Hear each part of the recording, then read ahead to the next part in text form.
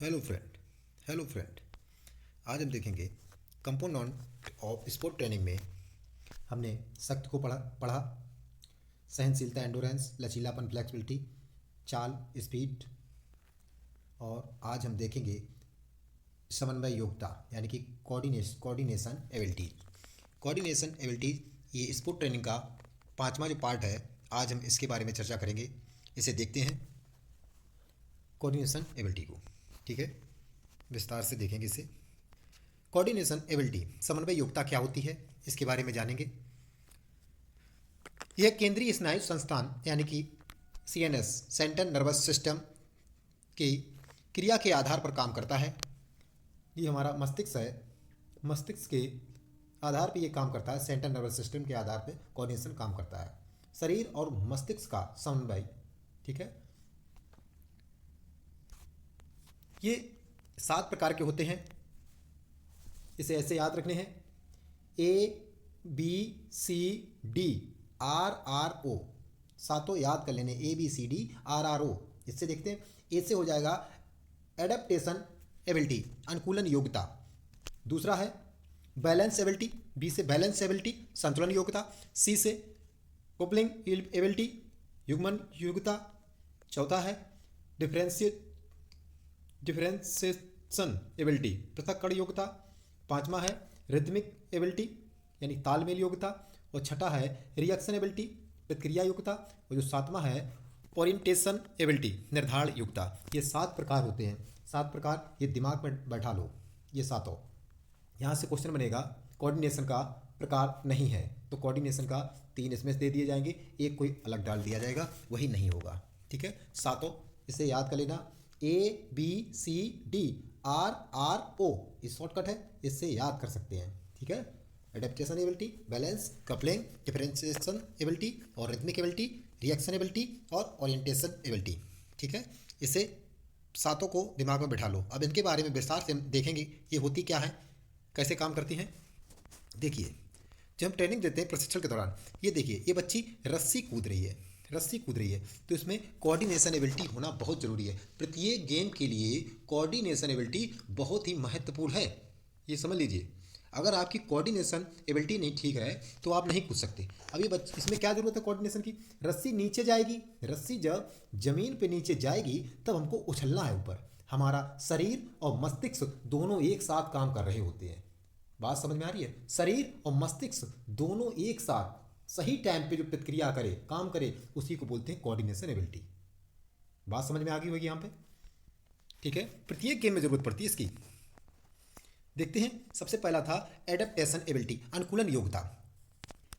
बदलती हुई परिस्थितियों के अनुसार खिलाड़ी की गतिविधियों में प्रभावशाली रूप से परिवर्तन करती हैं, इसे कहते हैं अनुकूलन योग्यता। ठीक है, परिस्थिति में परिवर्तन अचानक या इच्छा अनुसार हो सकता है, जो कि पूर्व अनुमानित नहीं हो सकता। दूसरा पॉइंट कहता है बैलेंस एबिलिटी का, ये पूछा गया था अभी बिहार टेट में, यही वाला क्वेश्चन पूछा गया, सीधा सीधा ये परिभाषा दी गई थी, ये बताइए क्या है। ठीक है, बैलेंस एबिलिटी क्या होती है, संतुलन योग्यता क्या होती है, वह योग्यता जो शरीर के विभिन्न भागों का संतुलन स्थिर तथा गतिशील अवस्था में बनाए रखती है। स्थिर अवस्था में भी संतुलन बनाए रखे और गतिशील अवस्था में भी संतुलन बनाए रखे। अगर हम कोई क्रिया कर रहे हैं, कोई गतिविधि कर रहे हैं, उसमें भी संतुलन बनाए रखें, उसी को हम कहते हैं बैलेंस एबिलिटी। ठीक है, यहाँ पे एक इंपॉर्टेंट पॉइंट ये रहेगा कि कान में, जो कान का इंडोलिम्फ नाम का एक द्रव तरल पदार्थ होता है, लिक्विड होता है, पानी जैसा, हमारे कान में, वो क्या करता है, बैलेंस एबिलिटी, बैलेंस को बनाने में मदद करता है, सहायता करता है। ठीक है, जनरल में भी, सामान्य मनुष्य में भी ये इंडोलिम्फ पाया जाता है, कान में पाया जाता है, ये बैलेंस को बनाए रखता है। ठीक है, अगर ये द्रव, ये वाला जो द्रव है, ये सूख जाता है तो उसका मानसिक संतुलन बिगड़ जाता है, यानी उसका बैलेंस बिगड़ जाता है। ठीक है, समझ लेना आप। तो यह बैलेंस एबिलिटी कहाँ कौन कौन से गेम में काम आता है, इसे देखते हैं। जैसे बैलेंसिंग बीम पे पैरेलल बार में खिलाड़ी के प्रदर्शन के दौरान यहाँ पे जरूरत होती है। अगला है, तीसरा पॉइंट है कपलिंग एबिलिटी।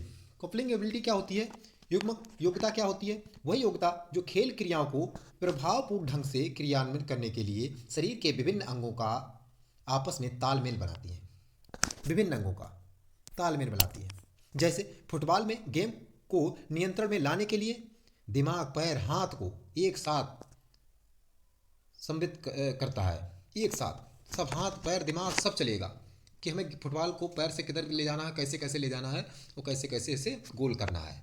तो हाथ पैर और दिमाग तीनों चीज़ें चलेंगी, ठीक है। और भी अंग काम करते हैं कपलिंग एबिलिटी में, इकट्ठे अंग। अगला है, चौथा है डिफरेंशिएशन एबिलिटी। इसमें क्या होता है, पृथक्करण की योग्यता।